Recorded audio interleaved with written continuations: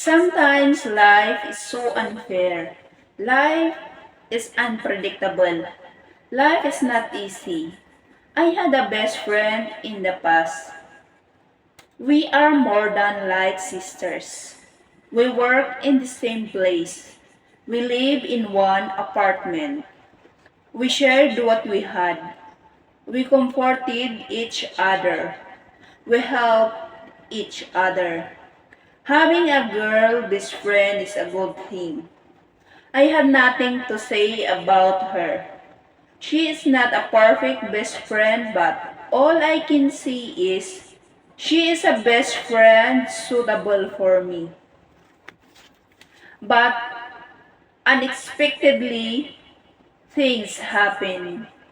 One day, our friendship was ruined by a friend. We met and know this friend at our workplace. I don't tolerate the red flags I encountered to them, my best friend and her. They become closer and close until our friendship colder than cold. Sometimes I corrected the red flags I've seen to them, but I became I'm the one whose fault. They said that I'm ruining their closeness.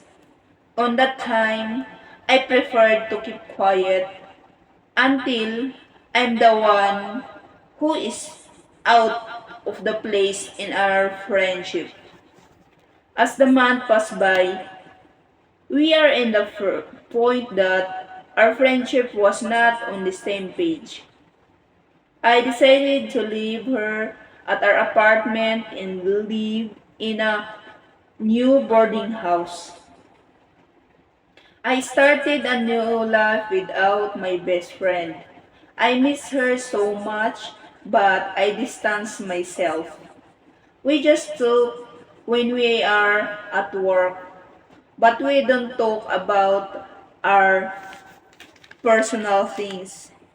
I realized that it's okay to have a best friend with limitations, so that when your friendship reign, it's not hard to give up. Someone asked me, why are your friendship end up? Is it because of a man? I always answered, no, it's not because of a man. Because our standard when it comes to man are very different. Our ideal man is not the same. Like, my ideal man is Coco Martin while her ideal man is Lee Min Ho. It's just that our friendship are not in the same page. We tried to fix it but it worked out. We become close again and not in the same before. I thought we are okay, but it became more than complicated. Our friendship was totally ruined.